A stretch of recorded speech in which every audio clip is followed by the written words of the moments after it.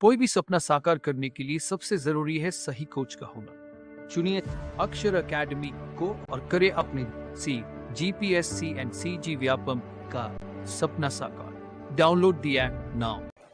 चलिए आते रहेंगे। संविधान अपन किसको शुरू करते हैं तो सबसे पहले संविधान के बारे में जान लेते हैं कि संविधान है क्या। ठीक है, अपन किसको संविधान कहेंगे? संविधान असल में मोटे तौर पर देखें तो एक ऐसा किताबी नुमा होता है, किताब ही तो है संविधान, अगर माने तो सही मायने में क्या है, संविधान है। और वो नागरिकों को अधिकार और कर्तव्य दे देता है, उसके बारे में जानकारी दे देता है, राज्य के बारे में बता देता है, मूल अधिकारों के बारे में बता देता है, कर्तव्यों के बारे में, ये सब एक जगह जहां दिया हुआ है वो सबको संविधान कह देते हैं। सीधे सीधे बारे में अगर कहा जाए तो किताब के रूप में, अगर किताब के फॉर्मेट में अगर देखा जाए। लेकिन अगर किसी देश के संविधान के बारे में बात की जाए कि नहीं, वास्तविक रूप से संविधान की परिभाषा बताना हो तो संविधान में क्या क्या चीजें होती है ना। तो किसी भी संविधान में अगर ये सवाल पूछा कि संविधान क्या है, इस सवाल का जवाब 5 चीजों 6 से चीजें, एक चीज में नहीं मिल सकता कि संविधान एक किताब है। उनमें जो दर्शन की चीजें भी है, उसमें विचार की चीजें भी है, अधिकार की चीजें भी है, उसमें कर्तव्य की चीजें भी है, सारी चीजें उसमें। तो सबसे पहला पॉइंट लिखेगा कि एक ऐसा है जो वैधानिक दस्तावेज है।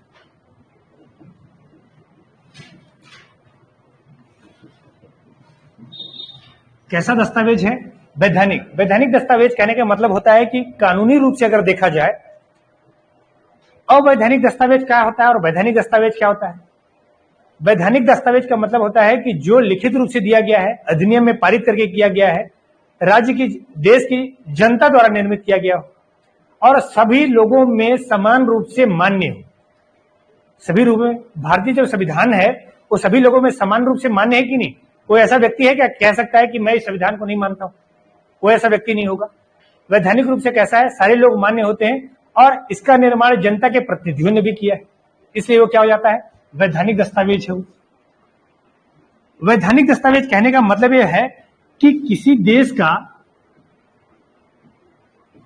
देश के शासन का वो क्या है, मूलभूत आधार है।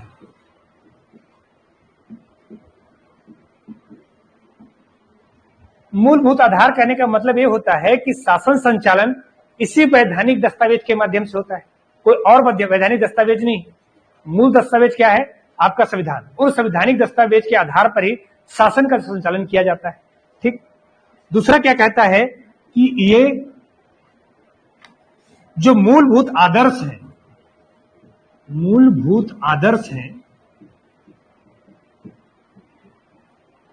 उनका वर्णन होता है। अब आदर्श शब्द आप लोग बार बार सुनते हैं कि आदर्श शब्द होता क्या है, लेकिन आदर्श शब्द के बारे में जानते नहीं है। बहुत कम लोग जो है आदर्श शब्द के बारे में जानते हैं। जीवन में जो 2 चीजें हमेशा होती हैं, एक चीजें होती हैं आदर्श और एक चीजें होता है व्यवहार। आदर्श कभी भी लागू नहीं होता और व्यवहार हमेशा लागू होता है। आदर्श का मतलब यह होता है कि जैसे सच बोलना, सच बोलना कैसा है, अच्छी चीज है ना, आदर्श है। लेकिन क्या हमेशा सच बोला जा सकता है? नहीं। तो अच्छे काम करना जो है हमेशा आदर्श होते हैं, सत्य, अहिंसा, परोपकार, लेकिन ये हमेशा लागू नहीं होते। कई बार ऐसा होता है जीवन में जरूरी होता है कि हमको झूठ बोल देते हैं, तो आदर्श हमेशा लागू होता है, व्यवहार नहीं। संविधान में भी जो है ना आदर्शों का वर्णन किया गया है। कहने का मतलब यह है कि संविधान की सारी चीजें संभव नहीं है कि लागू की जा सके। संविधान में हमेशा अच्छी अच्छी चीजें लागू दी गई हैं, लेकिन व्यवहार में जब लागू कर रहे होते हैं हम, तो पूरी तरीके से वैसा ही लागू नहीं किया जा सकता है जैसे लागू कहां करना संभव हो, आदर्श में लागू होता है। बहुत कम लोग कर पाते हैं। तो इसमें कहता है कि ये आदर्शों का वर्णन है। कैसा वर्णन है? आदर्शों का वर्णन है।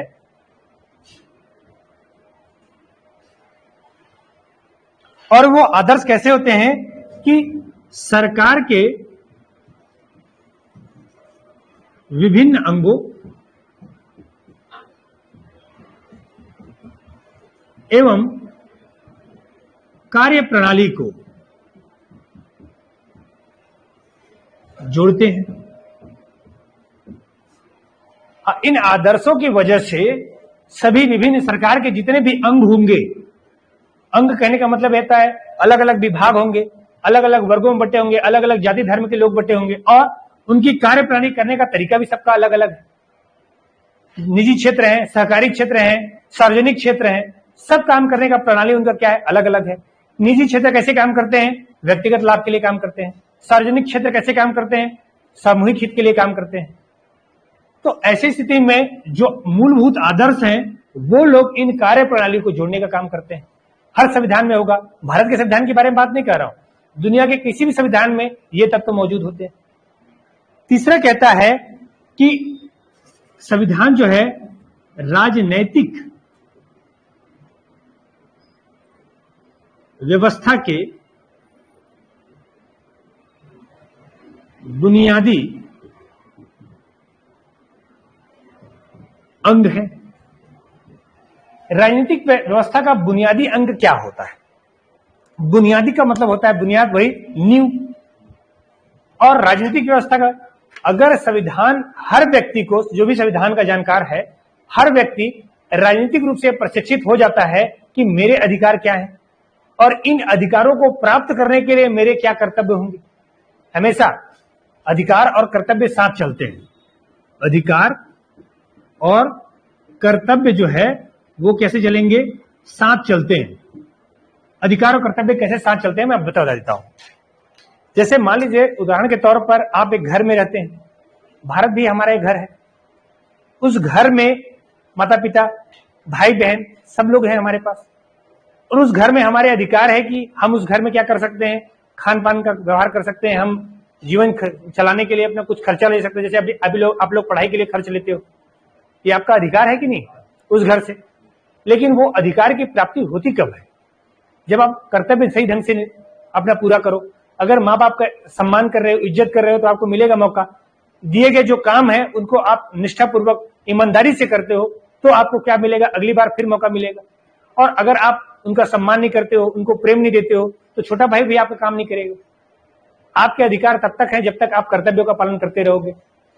उसी तरीके से देश के प्रति अगर आप कर्तव्य आप पालन करते हो, राष्ट्र ध्वज का सम्मान करते हो, राष्ट्रगान का सम्मान करते हो, राष्ट्रीय संपत्तियों का सम्मान करते हो, संविधान का सम्मान और उन पर श्रद्धा रखते हो, तब वो आपको क्या मिलेंगे, अधिकार मिलेंगे।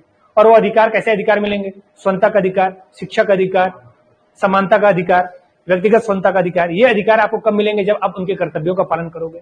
तो अधिकार और कर्तव्य चाहे जीवन हो चाहे संविधान हो, दोनों क्या करते हैं, साथ साथ चलते हैं, साथ साथ उनको पालन करना होता है। तो अधिकार और कर्तव्य कहां से आएंगे, आपको उन राजनीतिक व्यवस्था के अंगों से आपको प्राप्त होते हैं जो अधिकार और कर्तव्यों के माध्यम से हमको क्या होते हैं, प्राप्त होते हैं। ठीक, साथ में इन राजनीतिक व्यवस्था के बुनियाद में सरकार का जनता से कैसा संबंध हो।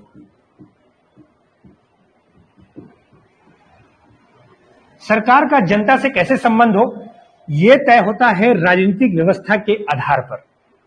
मान लीजिए जैसे भारत की राजनीतिक व्यवस्था कैसी है, संसदीय प्रणाली वाली, तो भारत में कैसे अधिकार प्राप्त हैं, समस्त अधिकार प्राप्त हैं। अब मान लीजिए यहीं पर भारत की जगह में उत्तर कोरिया आप मान लो।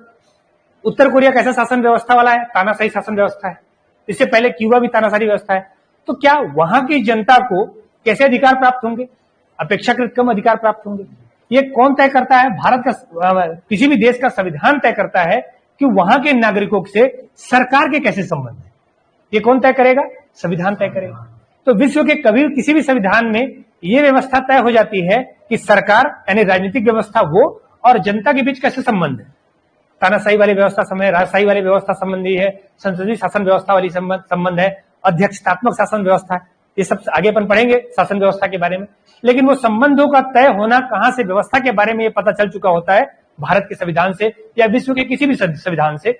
उनके राजनीतिक तत्वों के बारे में और उनकी विचारधारा के बारे में पता चल चुका होता है। और हर राजनीतिक विचारधारा के आधार पर ही जनता को कैसे अधिकार दिए जाए ये तय होता है। और वो राजनीतिक विचारधारा दिखेगी कैसे, संविधान से। हमारे संविधान ने एसटी एससी को, जनजातियों को, महिला को, आम लोगों को मूल अधिकार के रूप में, नीति निर्देशक तत्वों के अधिकार के रूप में बहुत सारे अधिकार दिए हैं, सुविधाएं दी हैं। वो हमें पता कहां चलता है, संविधान से पता चलता है। वैसे जैसे हमारे संविधान से पता चलता है वैसे दूसरों के संविधान से भी पता चलता है। ठीक, तीसरा चीज आपको याद रखना है कि ये राज्य शासन के विचार हैं। राज्य शासन के विचार, भावना और बोलता है दर्शन।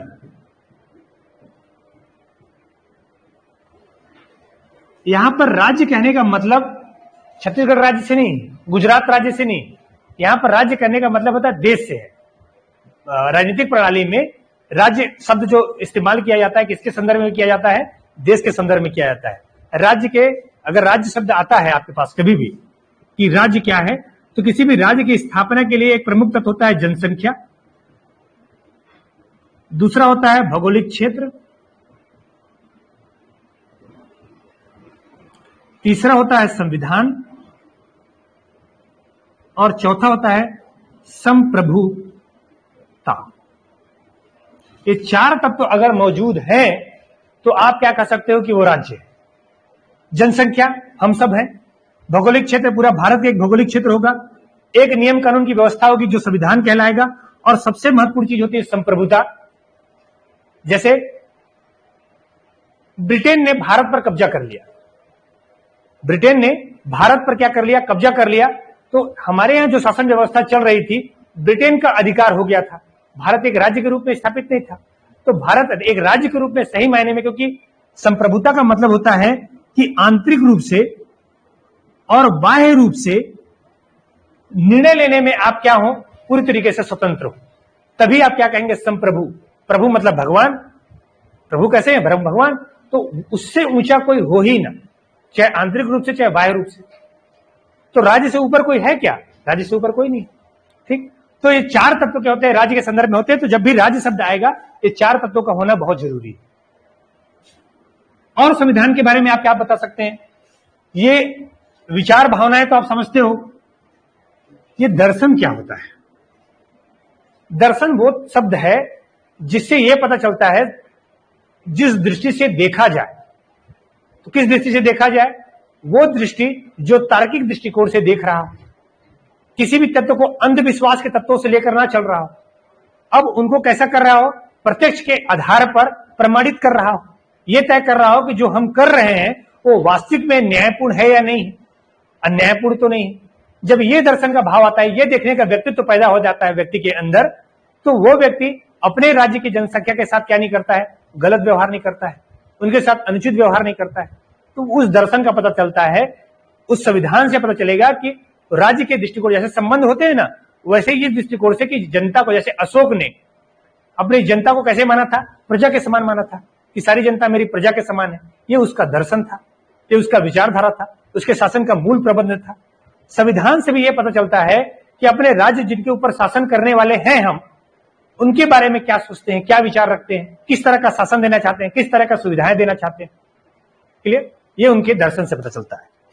और अंतिम में कहता है ये कि संविधान उन चीजों को कहते हैं कि ये जनता का विश्वास एवं आकांक्षा का प्रतिबिंब है।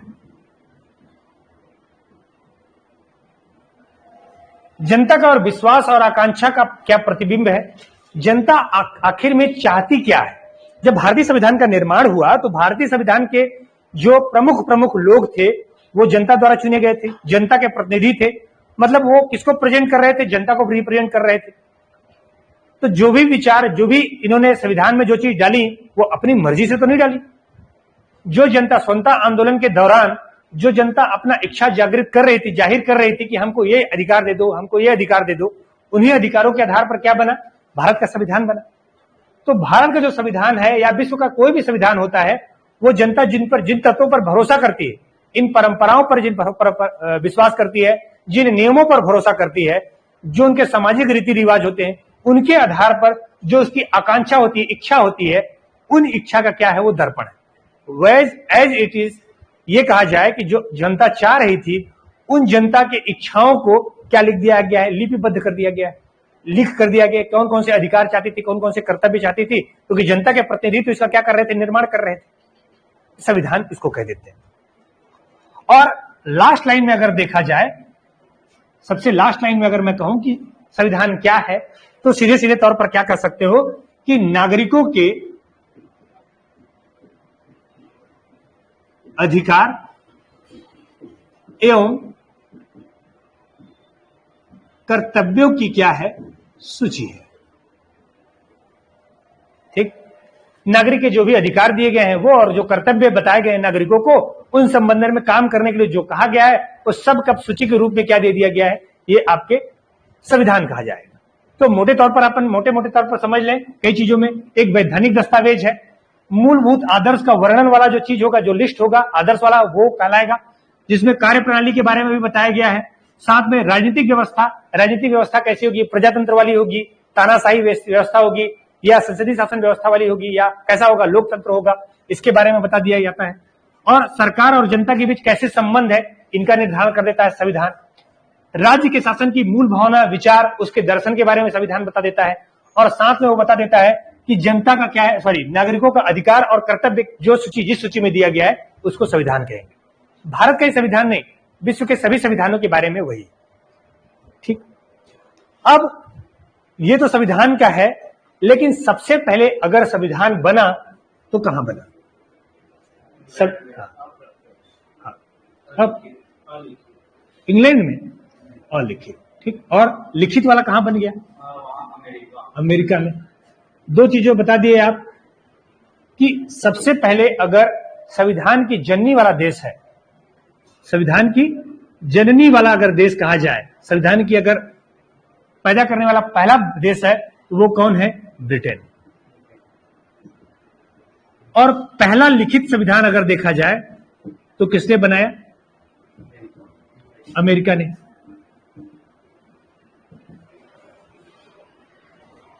एक चीज और रखिएगा, पहला लिखित और सबसे बड़ा, विश्व का सबसे बड़ा संविधान किसका है? भारत का है। ब्रिटेन का जो संविधान है वो किसके आधारित पर है? परंपरा पर आधारित है, कोई लिखा नहीं हुआ है। देखिए, हर संविधान में ना परंपरा अपने आप चालू होता है। जो भी कानून बनता है ना, उस कानून में दो चीजें होनी आवश्यक हैं, एक परंपरा और दूसरा नैतिकता। ये तत्व जो है कभी दिखाई नहीं देते हैं, लेकिन कानून में ये होना आवश्यक है। क्योंकि अगर परंपरा नहीं है, जैसे भारत में 2000 साल की परंपरा रही है और वो परंपराएं हर रोज क्या कर रहे हैं, बदल रहे हैं, उसमें कुछ आधुनिकता आता जा रहा है। तो परंपरा के आधार पर जिन चीजों का प्रचलन हमारे समाज में चल रहा होता है, उन्हीं प्रचलन के आधार पर अगर हम क्या करने लगे, कानून भी निर्माण कर ले, तो वो कानून कैसा हो जाता है? सफल हो जाता है। क्योंकि परंपरा में वो क्या होता है, हमारे दिमाग में लागू। जैसे उदाहरण के तौर पर भारत में मान लीजिए सारे नागरिक शुरू से बाएं तरफ चल रहे हैं, सड़क के बाईं तरफ। अब एक नया कानून बना दिया गया कि अब सड़क के बाईं तरफ नहीं चलना है, दाईं तरफ चलना है। उसको पालन करने में आपको आसानी होगी कि दिक्कत होगा? प्रैक्टिस में नहीं है, आदत में नहीं है। तो आदत में नहीं है तो नए कानून को लागू करने में या परंपराओं से हटकर कानून को लागू करने में हमको क्या होगी? समस्याएं पैदा होगी।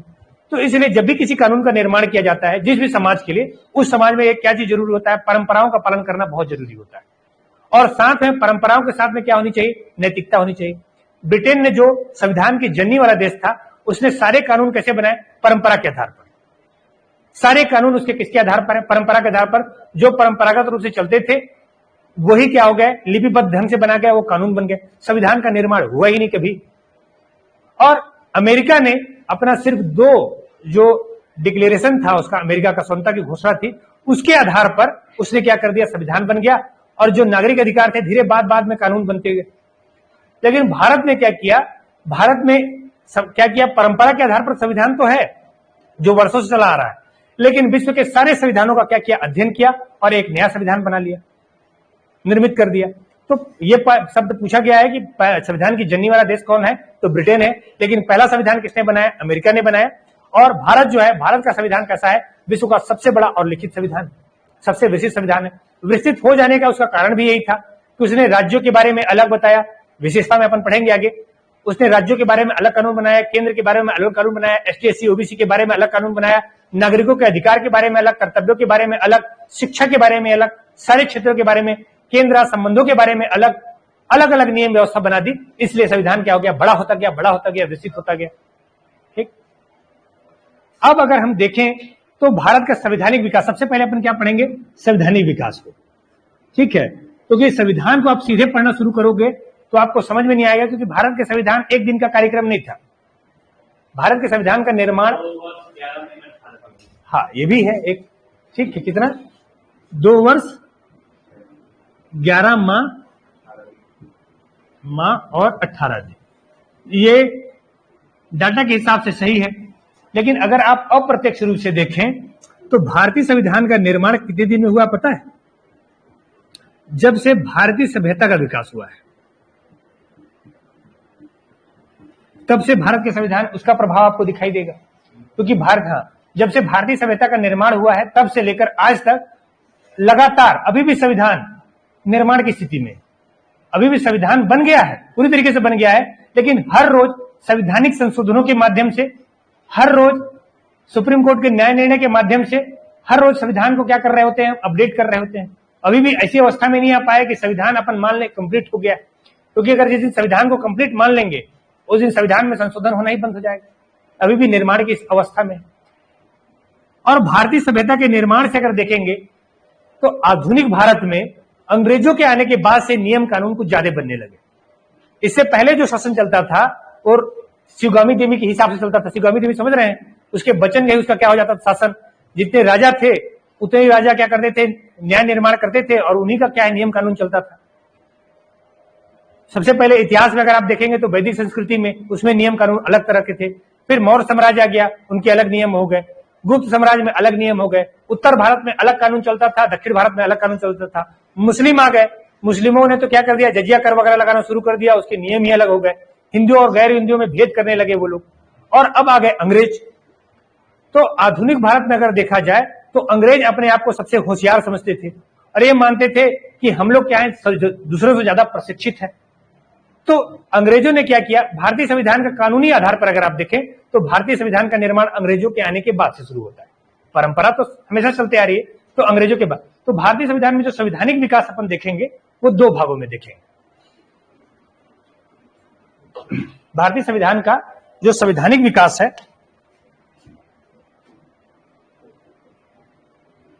संवैधानिक विकास है वो कितने भागों में है, 2 भाग में।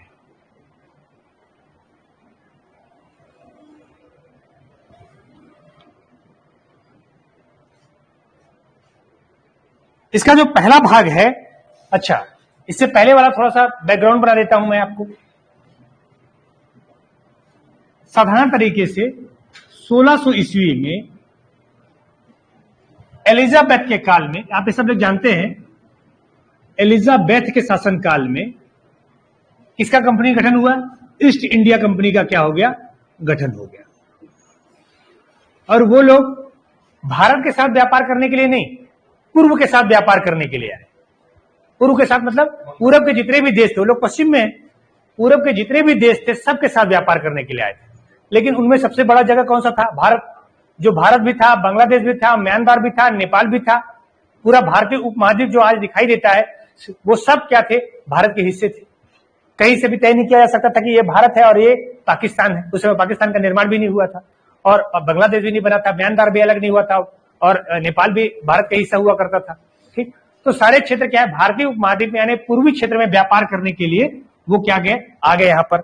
और यहां पर आने के बाद सबसे पहले अगर आप देखें तो 1765 में आए थे, 1600 में, बीच बीच में व्यापार करते रहे। आधुनिक भारत में आप वहां पर पढ़ेंगे कि आधुनिक भारत में क्या क्या कार्यक्रम हुए, लेकिन हम आधुनिक भारत को क्या करते हैं, स्किप कर दे रहे हैं। हम लोग सीधे कहां पहुंच रहे हैं कि संविधान का जो निर्माण वगैरह हो रहा है वहां पर हम कैसे पहुंचे। तो 1665 में इन अंग्रेजों को बंगाल, बिहार और एक और जगह है, बंगाल, बिहार और उड़ीसा, इनकी जमींदारी प्राप्त हो गई।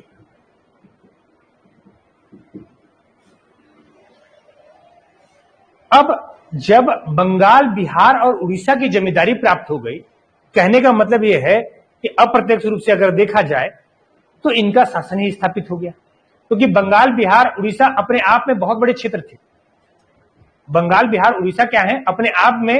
छत्तीसगढ़ किसमें शामिल था? छत्तीसगढ़ तो मध्य प्रदेश में शामिल था। और मध्य प्रदेश किसमें शामिल था? महाराष्ट्र में भी, इसमें भी शामिल था। और महाराष्ट्र भी किसमें शामिल था? CP Berar, central province and Berar. और सेंट्रल प्रोविंस और बरार भी किसमें शामिल था? बंगाल राज्य में। जरा सोचिए, इतना अंदर घुसकर हम लोग जा रहे हैं। मतलब वर्तमान में अगर आप देखो तो जो बंगाल वाला प्रांत हुआ करता था, वो बंगाल प्रांत कौन सा था? आंध्र प्रदेश का क्षेत्र, मध्य प्रदेश का क्षेत्र, छत्तीसगढ़ का क्षेत्र, महाराष्ट्र का क्षेत्र, और महाराष्ट्र के साथ साथ में गुजरात का भी क्षेत्र। ये सारे क्षेत्र किसमें? सीपी बरार वाला जो क्षेत्र था कंप्लीट रूप से बंगाल राज्य के हिस्सा हुआ करते थे। बिहार राज्य में पूरा उत्तर भारत, उत्तर पश्चिम प्रांत, एकदम पूरा उत्तर प्रदेश में से हरियाणा, पंजाब, पाकिस्तान वाला जो क्षेत्र है वो सारा क्षेत्र शामिल था। अपने आप में बहुत बड़े बड़े राज्य हुआ करते थे। ये सारे राज्यों का इनको जमींदारी प्राप्त हुआ। तो जब जमींदारी इनको प्राप्त हुआ तो इनको राजस्व प्राप्त होने लगा, पैसा प्राप्त होने लगा। राजस्व प्राप्त होने के साथ साथ इन लोगों ने विचार करना शुरू किया कि हम तो राजस्व प्राप्त कर रहे हैं, लेकिन अभी कैसा राजस्व प्राप्त हो रहा है? कम राजस्व प्राप्त हो रहा है। अगर हम इनके मालिक बन जाएं तो कैसा विचार रहे? तो धीरे धीरे इनकी राजनीतिक इच्छा शक्ति क्या हो गई? जागृत होने लगी। और प्रशासनिक आधार पर इन्होंने क्या करना शुरू किया? राजाओं को आपस में लड़ाने के शुरू किया। पहले प्रत्यक्ष रूप से कभी लड़ते नहीं थे, इन्होंने राजाओं को लड़ाना शुरू किया। अब जब राजाओं को लड़ाना शुरू किया तो किसी एक राजा का पक्ष ले लेते थे। दो राजा लड़ रहे हैं आपस में तो एक राजा का पक्ष ले लेते थे। इनके पास पैसा था, धन था, वित्त था, और वित्तीय रूप से चूंकि ये लोग सैनिक रख सकते थे, वित्तीय रूप से मजबूत थे तो सैनिक भी रख लेते थे। अब इन्होंने क्या किया? एक पक्ष का मदद करना शुरू किया और दूसरे पक्ष को कमजोर करना शुरू किया। कूटनीतिक था, एक दूसरे पक्ष को तोड़ देते थे वो लोग। ऐसे ऐसे धीरे धीरे उन्होंने क्या किया? एक राजा का मदद करके ये लोग जमींदारी का अधिकार प्राप्त करने लगे, और राजस्व अधिकार प्राप्त करने के बाद प्रशासनिक अधिकार भी प्राप्त करने लगे कि हम यहां पर राजकाज भी चलाएंगे। इस तरीके से द्वैत शासन चलने लगा। द्वैत शासन का नाम आपने सुना होगा। द्वैत शासन का मतलब होता है उत्तरदायित्व रहित शासन और शासन रहित उत्तरदायित्व। कहने का मतलब यह है, मेन राजा कौन है? जैसे मराठा हो गए एक मेन राजा, मराठा नाम मात्र का शासक हो गया। सारे लोग एक समझते थे कि राजा हमारा कौन है? मराठे। लेकिन राजस्व कौन वसूल रहा है? अंग्रेज। तो जो राजस्व वसूलेगा प्रशासनिक काम तो वो कराएगा ना। तो जनता सोचती थी कि प्रशासनिक काम कौन कराए? राजा कराए। लेकिन राजस्व कौन वसूल रहा था? अंग्रेज। इनको प्रशासनिक कार्यों से या कोई भी विकास कार्यों से कोई मतलब नहीं था। ऐसे धीरे धीरे इनका क्या होने लगा? पतन होने लगा। लेकिन प्रशासनिक कार्यों के संचालन करने के लिए, वित्तीय प्रशासन को वसूलने के लिए इन्होंने क्या बनाया? कानून वसूल बनाने लगे, एक सिस्टम बनाने लगा। तो 1765 में जब इनको बंगाल, बिहार, उड़ीसा की जमींदारी प्राप्त हुई, तब इन्होंने सोचा कि एक नियमबद्ध तरीके से हमको कानून का निर्माण करना चाहिए।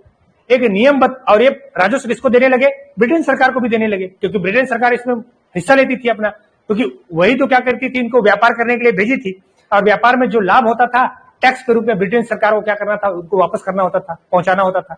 इसी शर्त पर ब्रिटेन सरकार ने उनको क्या दिया था? छूट दिया हुआ था कि आप लाभ कमाकर ज्यादा से ज्यादा दो।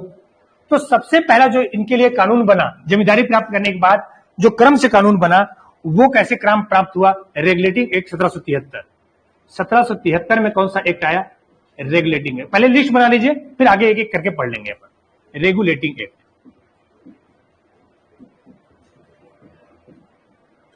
सबसे पहला कानून कौन सा था? रेगुलेटिंग एक्ट, जो ब्रिटिश संसद ने भारतीय कंपनी के लिए निर्माण किया था। इसके बारे में बस तुरंत थोड़ी देर में डिटेल पढ़ ही रहे हैं। दूसरे नंबर पर था Pitt's India act 1784। Pitt's India act 1784। तीसरा था आपका चार्टर एक्ट। बहुत सारे, 4, 5, 6, 7, बहुत सारे चार्टर एक्ट आए। कब कब आया चार्टर्ड एक्ट? 93 में, 13 में, 1793 में, 1813 में, 1833 में और 1800 में। पहला था रेगुलेटिंग एक्ट, दूसरा था पिट्स इंडिया एक्ट 1784, तीसरा था चार्टर्ड एक्ट 1793, चौथा था 1813 चार्टर्ड एक्ट ही है, चार्टर्ड एक्ट पांचवा था 1833 में, और सातवां था 1853, सॉरी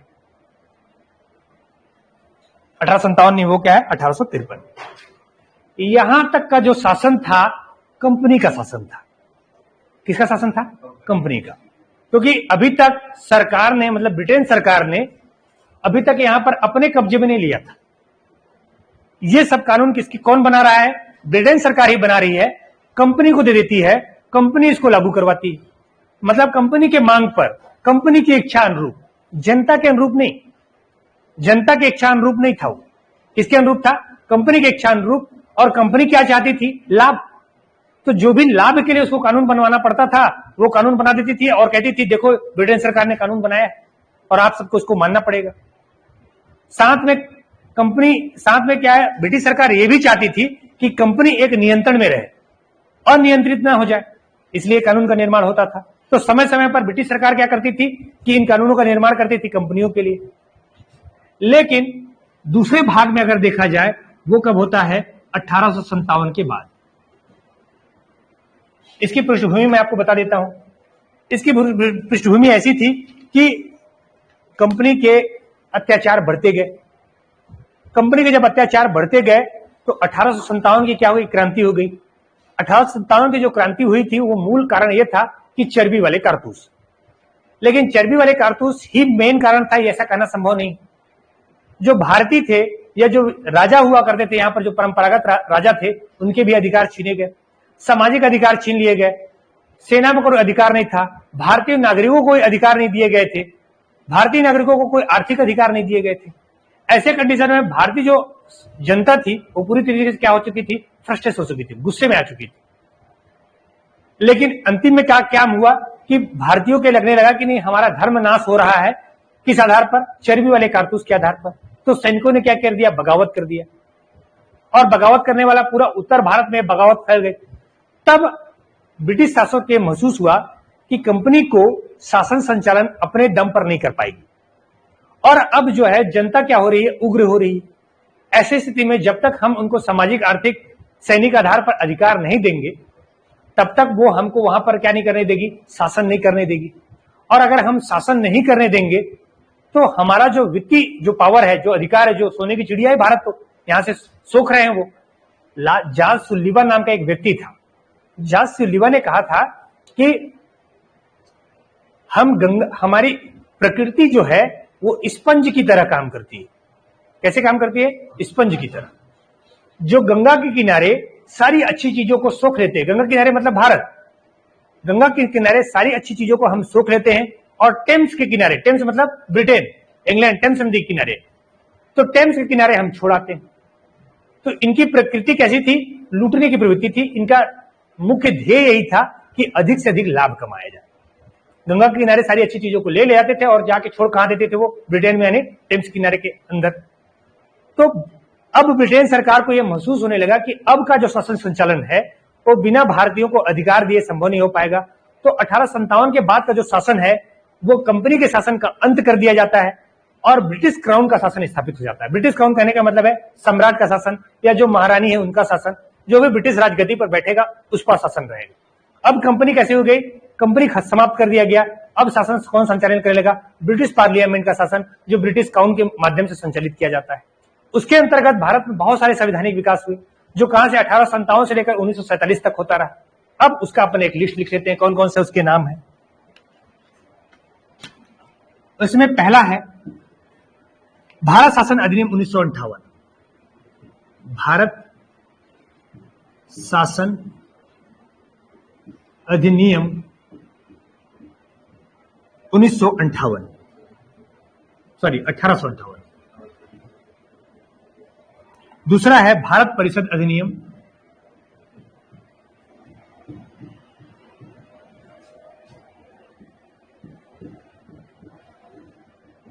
कब का है?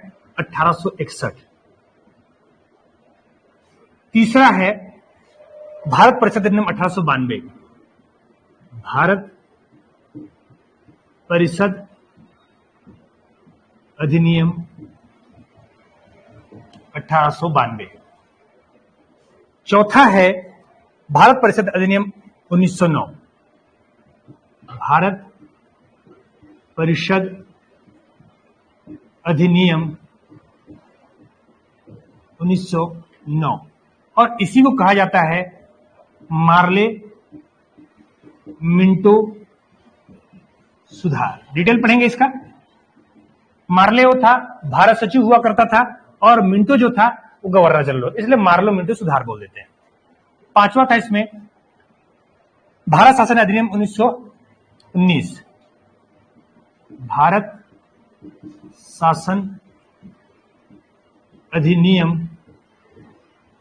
1919, इसको बोला जाता था मॉन्टेग्यू चेम्सफोर्ड सुधार। और छठवां था इसमें भारत शासन अधिनियम 1935।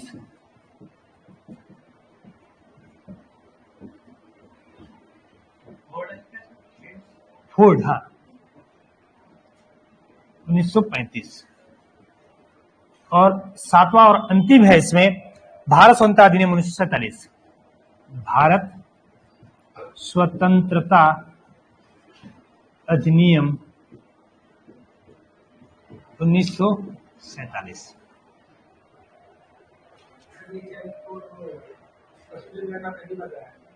हाँ, ध्यान आ गया तुमको? ठीक है, 1919 में कराया था।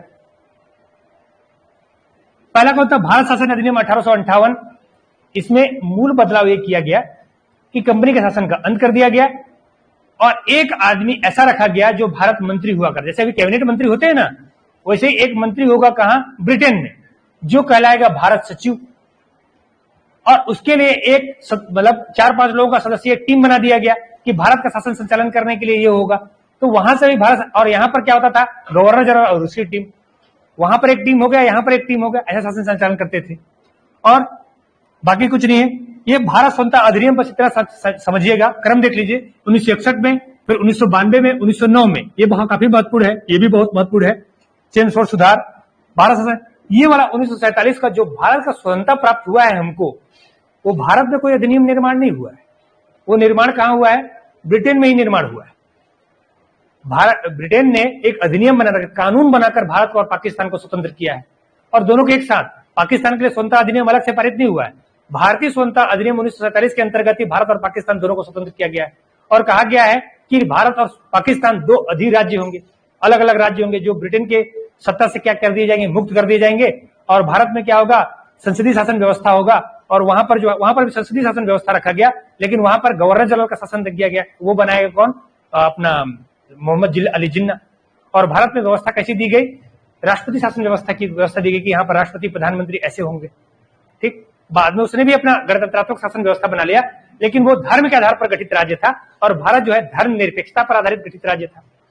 ठीक, तो मूल जब भी अपन को पढ़ना होगा, ये लिस्ट है आपका, जिसके आधार पर अपन को क्या करना है? संवैधानिक विकास, जो अब कंटिन्यू पढ़ेंगे, संविधान से पहले जो पढ़ेंगे, इन सारे को अपन क्या करेंगे? डील करेंगे। और सारे मतलब इनमें क्या क्या व्यवस्था दी गई थी, कैसे कैसे विकास हुआ भारत के संविधान का, ये अपन पढ़ेंगे। तो शुरुआती दौर का जो अध्ययन है वो हमारा ही है, संवैधानिक विकास वाला टॉपिक। ठीक, तो शुरू करते हैं। पहला टॉपिक पढ़ लेते हैं आज। पहला टॉपिक क्या है अपना? Regulating act 1773। मिटा दूं इसको?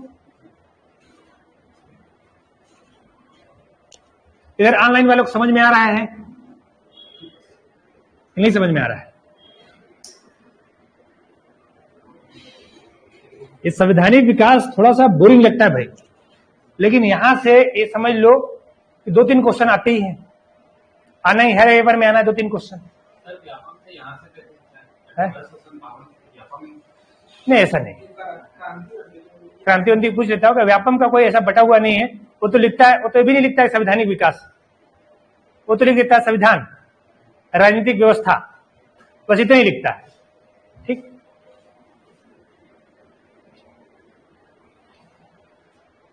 ठीक है। कौन? अर्जुन यूएसए और इंडिया।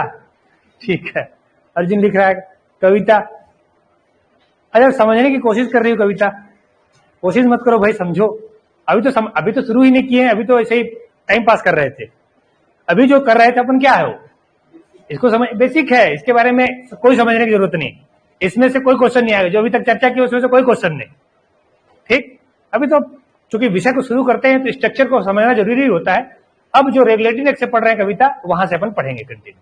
ठीक, सारा डिटेल बना हुआ, चिंता मत कीजिएगा। एक एक तथ्य और एक एक चीज है जो कहीं नहीं मिलेगा, बहुत सारी चीजों किताबों से कलेक्शन है। रेगुलेटिंग एक्ट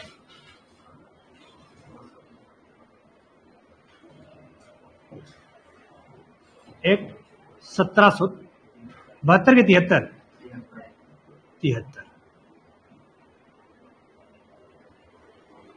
जिस समय रेगुलेटिंग एक्ट बना, कुछ कुछ छोटे छोटे सवाल पूछ लेता है इसमें से, प्रावधान वगैरह तो अपन पढ़ेंगे। लेकिन जिस समय रेगुलेटिंग एक्ट का निर्माण किया गया था, उस समय ब्रिटेन के प्रधानमंत्री थे। इस तरह के सवाल पूछता है। ब्रिटेन के जो पीएम थे यानी प्रधानमंत्री थे, वो थे लॉर्ड नॉर्थ। कौन थे प्रधानमंत्री? Lord north. और उस समय भारत का गवर्नर जनरल था, कौन था बताइए भाई? Lord mountain, Warren Hastings.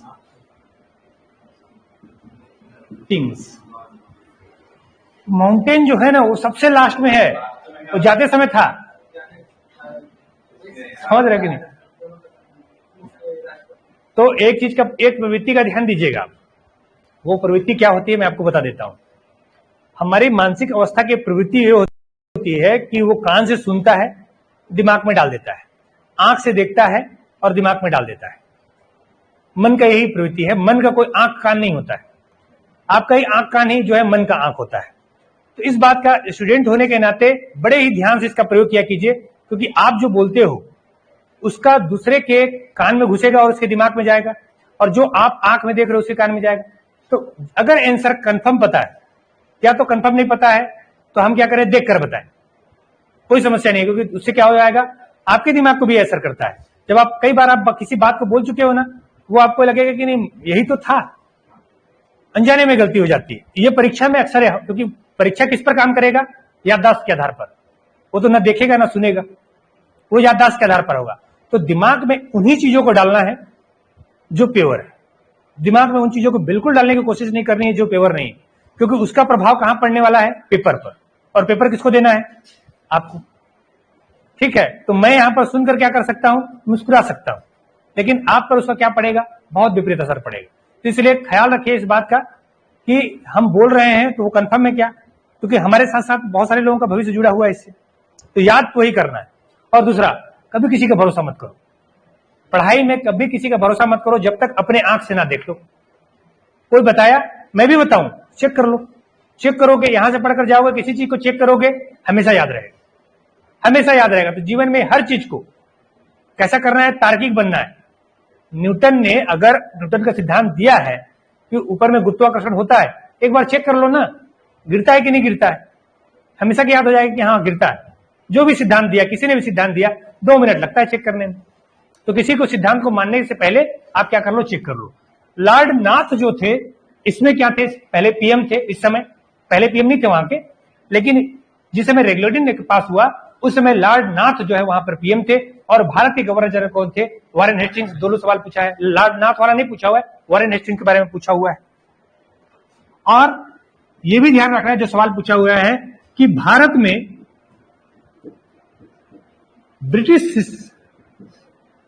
British संसदीय नियंत्रण का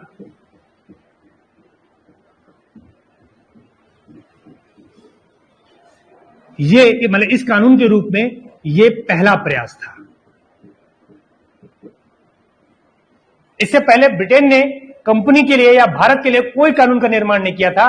पहला कानून ही क्या था, वारेन हेस्टिंग्स के काल में रेगुलेटिंग एक्ट था।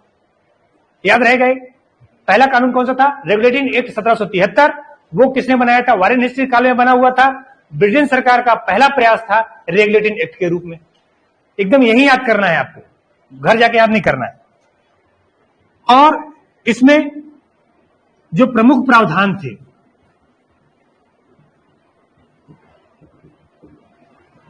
क्या क्या थे इसमें प्रमुख प्रावधान? पहला प्रावधान था, इसमें ऐसी व्यवस्था बनाई कि कंपनी के प्रशासन के लिए, कंपनी के प्रशासन के लिए 2 संगठन बना दिए गए। कंपनी के प्रशासन के लिए क्या किया गया? 2 प्रशासन बनाए, 2 संगठन बना दिया गया कि 2 लोग कंपनी पर प्रशासन करेंगे। क्योंकि इससे पहले जो कंपनी शासन कर रही थी वो लोग ऐसे थे कि जिसका मर्जी हुआ बेच दिया, जिसका मर्जी हुआ खरीद लिया, जिसने किया कब्जा कर लिया, कोई घूस ले लिया, कोई अपना संपत्ति बना लिया, निजी संपत्ति वाला मामला हो गया था। लेकिन अब कैसा करना था? कंपनी पर ब्रिटिश नियंत्रण का अंग चूंकि स्थापित करना था, उस पर कानूनी रूप से नियंत्रण स्थापित करना था, इसलिए ब्रिटेन सरकार ने कंपनी पर 2 तरह के संगठन बना दिए कि एक संगठन अच्छा काम नहीं करेगा तो दूसरा तो अच्छा काम करेगा, एक दूसरे पर क्या करता रहेगा? नियंत्रण तो करता रहेगा। वो 2 संगठन खैर थे, एक था अपना निर्देशक मंडल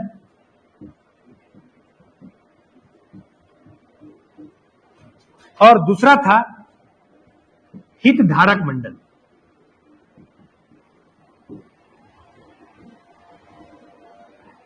इसको बोलते थे कोर्ट ऑफ डायरेक्टर।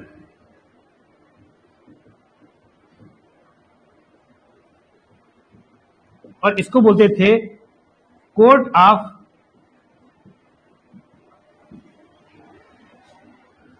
प्रोप्राइटर। एक संगठन ऐसा हो गया, क्या है ना, कंपनी में किसका पैसा लगा हुआ था? हाँ, ब्रिटेन का सरकार का नहीं था।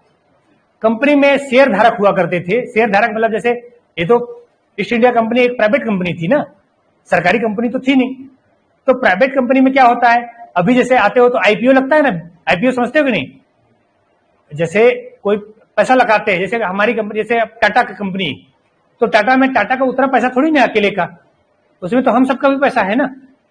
टाटा में, टाटा कंपनी का अकेले का पैसा नहीं है, वो हम सबका है।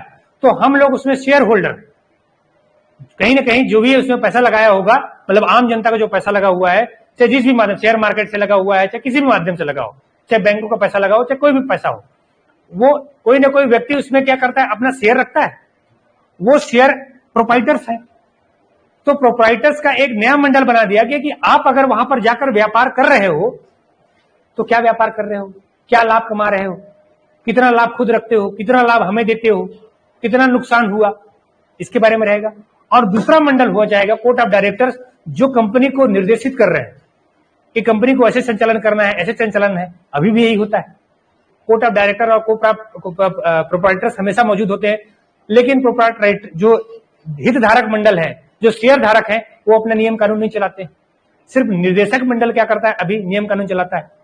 लेकिन उस समय का जो निर्देशक मंडल था पूरी तरीके से भ्रष्टाचारी था और लाभ दे ही नहीं रहा था। अभी तो नियम बन गए हैं ना कि भाई इतने % लोगे तो इतना बोनस मिलेगा हमको, लेकिन उस समय ऐसा कुछ था नहीं सिस्टम।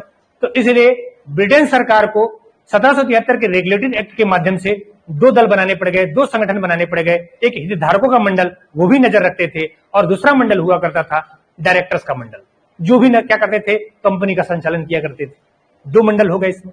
दूसरा प्रावधान क्या था कि अब मैंने बताया था कौन कौन सा जमींदारी मिला था? बंगाल, बिहार और उड़ीसा, इनकी जमींदारी प्राप्त हो गई थी।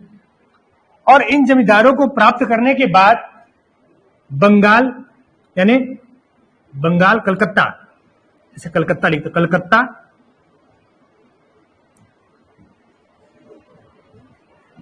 मद्रास और मुंबई, ये 3 प्रेसिडेंसियों का निर्माण हुआ। प्रेसिडेंसी का कहने का मतलब होता था मुख्यालय, समझ लो मोटे मोटे तौर पर। इनका मुख्यालय कहां होता था? कलकत्ता में, मद्रास में और बंबई में। जो कलकत्ता वाला था वो यहां पर एक किसका था? बंगाल का हुआ करता था।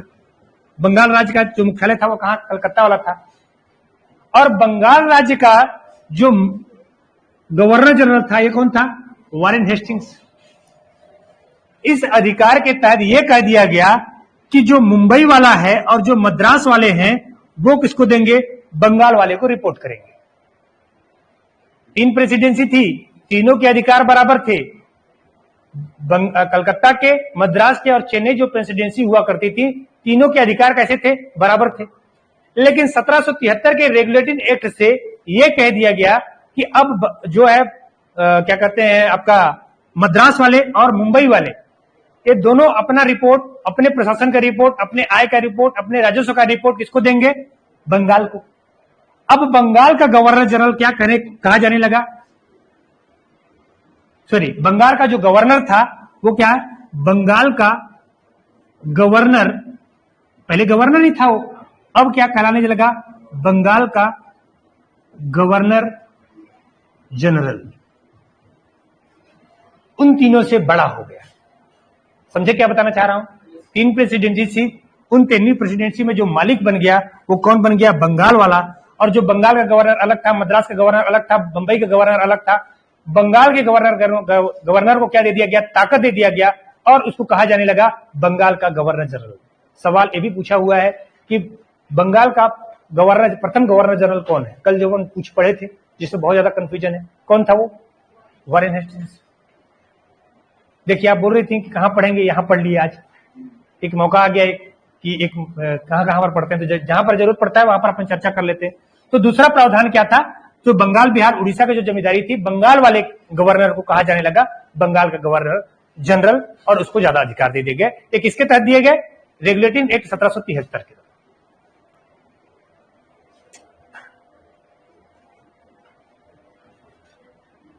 रेगुलेटिंग एक्ट 1773 के तहत 1774 में कलकत्ता में एक उच्च न्यायालय की स्थापना की गई।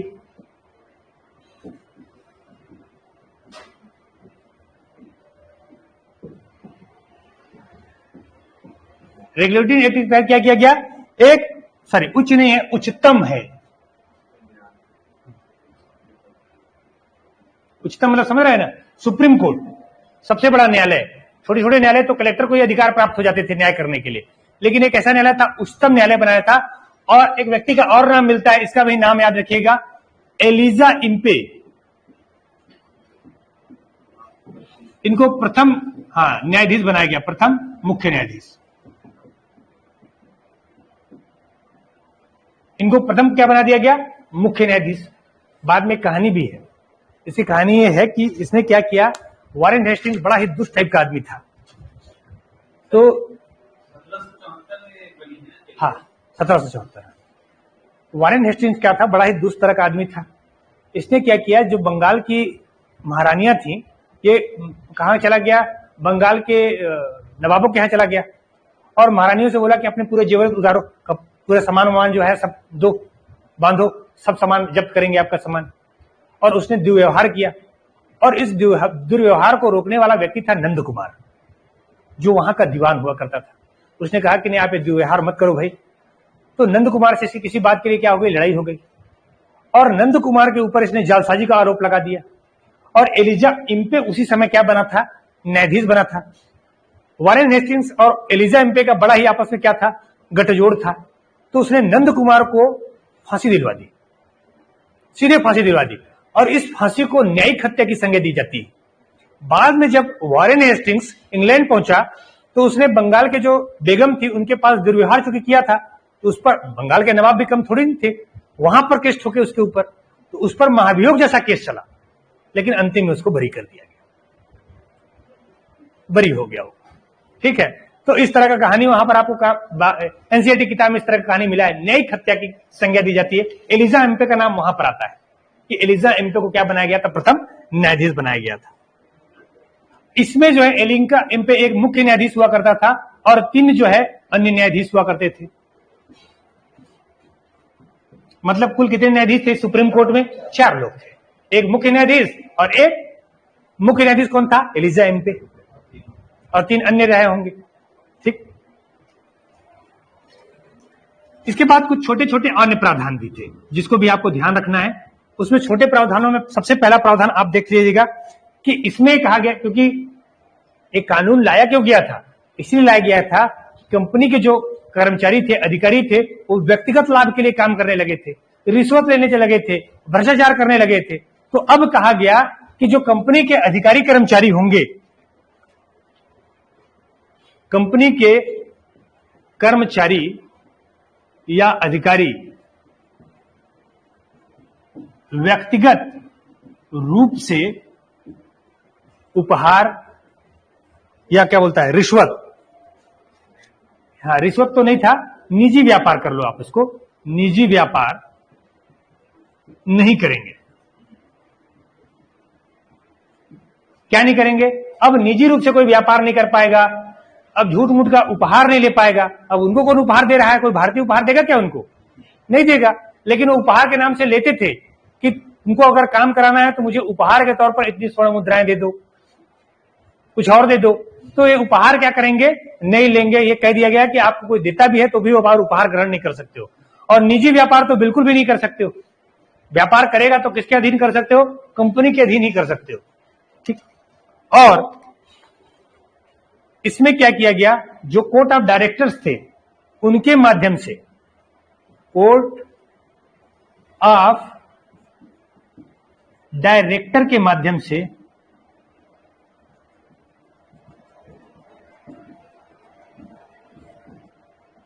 कोर्ट ऑफ डायरेक्टर्स के माध्यम से क्या क्या, राजस्व, न्याय, सैनिक और कौन है, मामले की जानकारी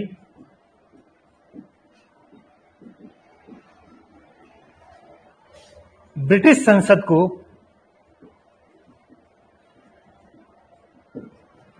देना अनिवार्य कर दिया गया। यह कहा गया कि ये जो है, देखो, एक तो निर्देशक मंडल थे, एक आप कोर्ट ऑफ डायरेक्टर्स थे।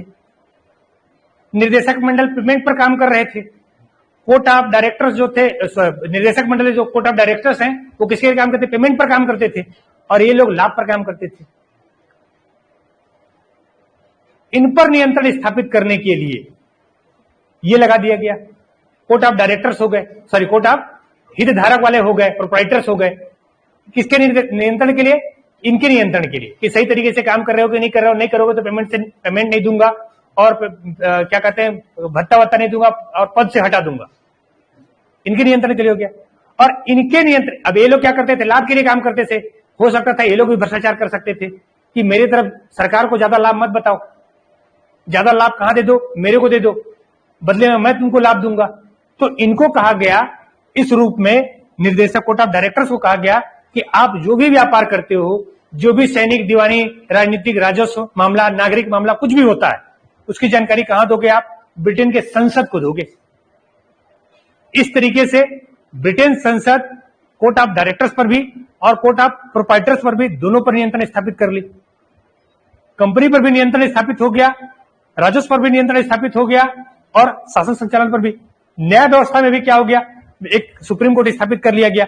भले वो पक्ष किसके पक्ष में था? ब्रिटिश पक्ष में था, उसका गलत इस्तेमाल होता था, लेकिन एक न्याय व्यवस्था की आधारशिला तो रखी गई। तो इसके क्या क्या याद रखने हैं आपको? 1773 के रेगुलेटिंग एक्ट में पीएम थे नॉर्थ, लॉर्ड नॉर्थ, और उसमें गवर्नर जनरल कौन था? Warren Hastings.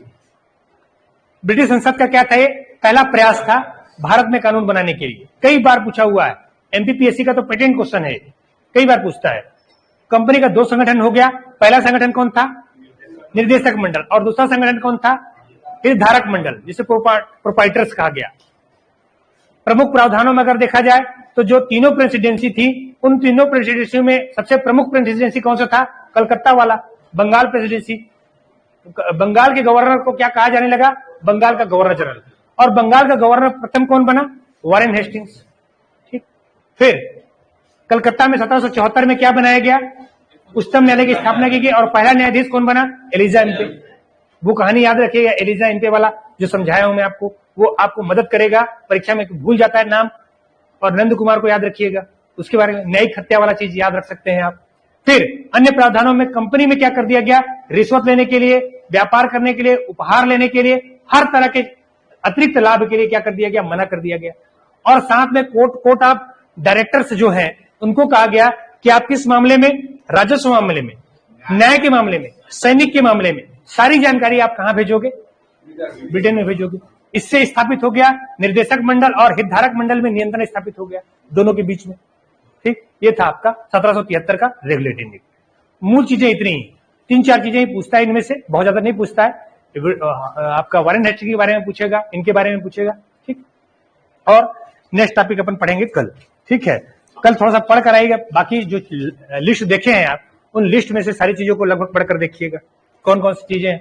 जैसे नया चीज आपको कोई क्वेश्चन अगर रहेगा दिमाग में और जैसे आप बोल जाते हैं कुछ गड़बड़ वाला, दूसरा वाला बोल जाते हैं, तो वो भी ध्यान में रहेगा कि क्योंकि आपको याद है, कहीं ना कहीं आपने पढ़ा है, ऐसा नहीं कि उसको नहीं पढ़े हैं आप, क्योंकि वो दिमाग में तभी आती है, बिना पढ़े वो दिमाग में नहीं आ सकती।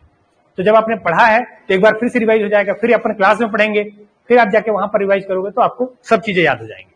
ठीक, अब अगला क्लास मैथ का पढ़ लीजिएगा। ठीक है, इधर वाले सर, जहां तक मुझे पता है कोर्ट ऑफ डायरेक्टर्स और कोर्ट ऑफ प्रोप्राइटर 1784 में बना।